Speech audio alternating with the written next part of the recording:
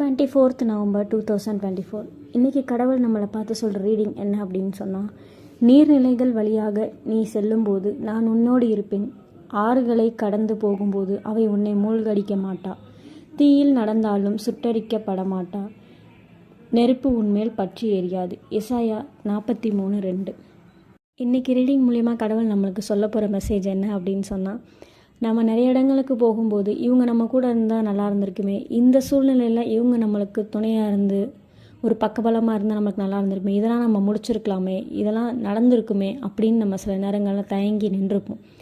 ஆனால் நான் என்ன சொல்கிறேன் அப்படின்னு சொன்னால், நம்ம ஏன் இவங்க அவங்க அப்படின்னு சொல்லிட்டு நம்ம ஒவ்வொருத்தரையாக நம்ம டிபெண்ட் பண்ணி நம்ம இருக்கிறதுக்கு, எங்கே போனாலும் தனியாக போகிறப்ப நான் தனியாக போகலை, ஏன் கூட கடவுள் இருக்கார். கடவுளோட சித்தத்தினால நான் இந்த இடத்துக்கு போகிறேன். எனக்கு எந்த ஒருத்தரோட துணையும் தேவையில்லை, எந்த ஒருத்தரோட அரவணைப்பு எனக்கு தேவை.